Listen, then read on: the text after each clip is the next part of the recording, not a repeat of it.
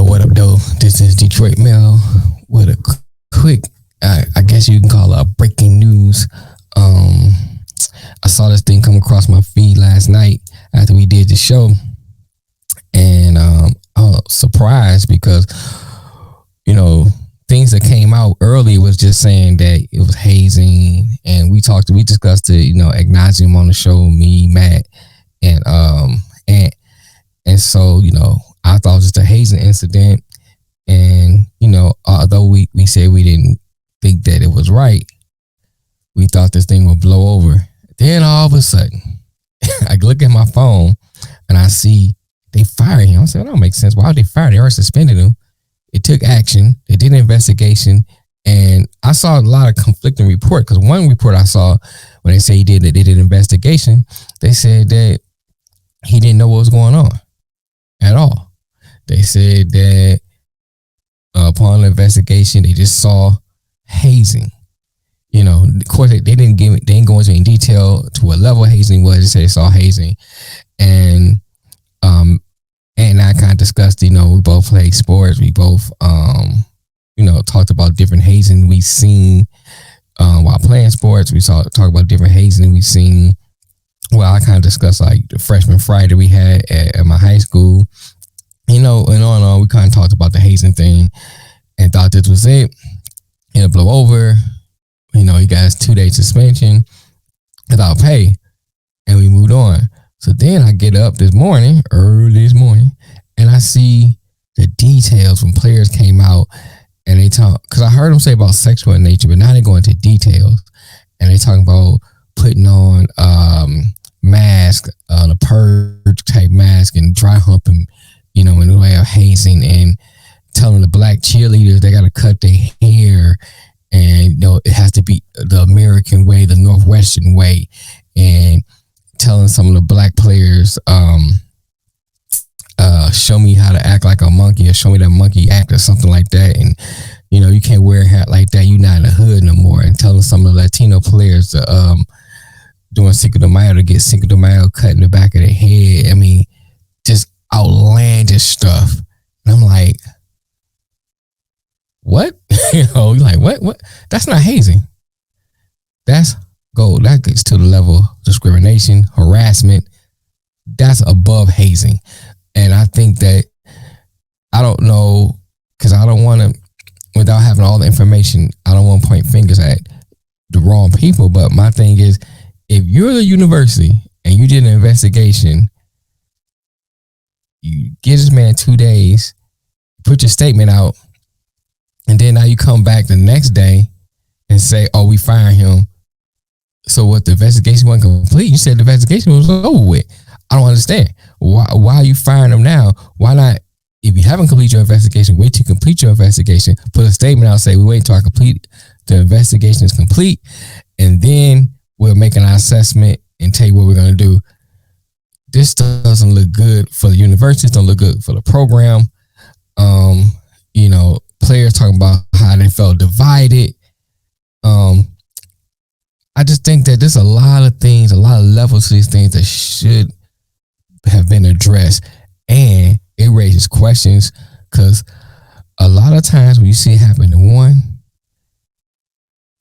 and you hear it come out, it's usually 9 times out of 10 something that's going across the board. Now, I'm making an assumption. I'm fully aware of that, but I'm making an assumption based on what I've seen. I'm not making this. I'm not pulling stuff out of the air. I'm making an assumption based on what I've seen that regularly happens. So, up front, I made this assumption, but it's an informed assumption. I've seen this happen before, and a lot of these programs know how to hide it under the rug. And if he was at Alabama, or he was at Georgia, if he was at a winning program somewhere that was constantly winning, I wanted them to raise this up. Another assumption, fully admit. I just think that this is just something that has to be addressed across the board if programs are doing this.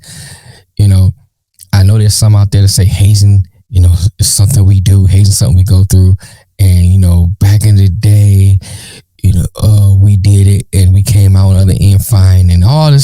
hoopla that you hear people say. And I will say this to you and I'm gonna get out your way. There's a lot of things that we did back in the day that affect us in ways we don't even know yet. Or we don't realize. Let me say we don't realize that how it's affected us in our mental, in our psyche. Let me say in our psyche, how it's affecting us in our relationships, how it's affecting us, how we respond to others in a social situation. I think I raised the thing about whoopings and how, we say, we was raised on whoopings, and now on the other side of whoopings, I don't know if that's automatically is a good thing. Now, I'm a firm believer there should be some kind of discipline, so don't get me wrong.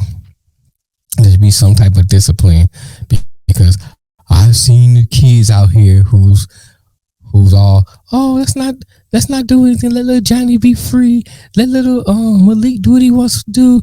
Let little Sarah do what she wants to do. And they are terrorists out in public. Terrorists. So I'm a firm believer in discipline. But I think we need to reassess how we discipline. Because you see now on the other side of that, these people that say, no, I came out fine. They got anger issues. They got trust issues. They got other things, that underlying issues that you see because of, the way they were disciplined. Now, can I say that was the totality of it? No, I can't say that. But I can say that those things played a part in it. And now bringing this to the incident we're talking about as far as Northwestern, or just in hazing in general, we have to reassess how we do things in these programs. I believe that football is a gladiator sport. Football is a violent sport, and I think to have that level of violence, you have to have an edge. To compete in a level of violence, you have to have an edge. So I understand. I'm not trying to say make these kids soft and all that stuff, but some things are not necessary. And I think that hazing, especially to this level that you see, taking the discrimination part out, put that aside. Dry humping and humiliating people, especially when they say they don't want to participate, and force them to participate, that goes above a level that they shouldn't do.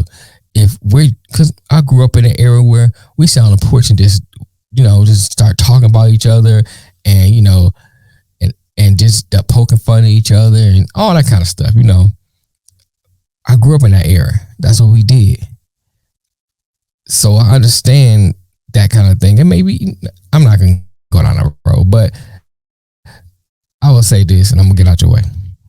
I know I said it before, I sound like a preacher closing 3 times. But I just think that we need to revisit some of the things that we're doing. And this hazing just raise another question or another thing that we should revisit and redo, because someone on the other end is going to get to a level where someone's going to retaliate back, and on the far end of the spectrum, someone lose their life, and then on one end of the spectrum, someone can recover mentally from it. And if we are in sports to teach young girls how to be women, teach young boys how to be men, how to function in society, because a lot of times in sports, a lot of these coaches and staff members are the only adult figure they have that are positive in their life.